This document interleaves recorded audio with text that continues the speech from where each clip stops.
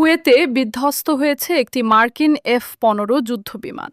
সামাজিক যোগাযোগ মাধ্যমে ছড়িয়ে পড়া ভিডিওতে দেখা গেছে দুর্ঘটনার দৃশ্য।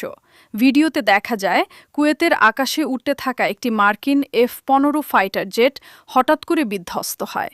ভিডিও আরও দেখা যায় অন্তত একজন পাইলট নিরাপদে ইজেক্ট করতে সক্ষম হন। তবে দুর্ঘটনার কারণ সম্পর্কে তাৎক্ষণিকভাবে কোনো মন্তব্য করেনি মার্কিন সামরিক বাহিনী। এদিকে ইরানের জাতীয় নিরাপত্তা কর্মকর্তা আলী লারিজানি সামাজিক যোগাযোগ মাধ্যম এক্সে দেওয়া এক পোস্টে বলেছেন, ইরান যুক্তরাষ্ট্রের সঙ্গে কোনো আলোচনা করবে না। দেশটির অন্যতম ক্ষমতাধর এই ব্যক্তি গণমাধ্যমে প্রকাশিত সেই সব প্রতিবেদনের জবাবে এ মন্তব্য করেন, যেখানে বলা হয়েছিল যে ইরান মধ্যস্থতাকারীদের মাধ্যমে যুক্তরাষ্ট্রের সঙ্গে পুনরায় আলোচনা শুরু করার অনুরোধ জানিয়েছে। যুক্তরাষ্ট্রের প্রেসিডেন্ট ডোনাল্ড ট্রাম্প তার মিথ্যা আশ্বাস দিয়ে অঞ্চলটিকে বিশৃঙ্খলার মধ্যে ঠেলে দিয়েছেন এবং এখন মার্কিন সেনাদের আরও হতাহতের আশঙ্কায় উদ্বিগ্ন, বলেন লারিজানি।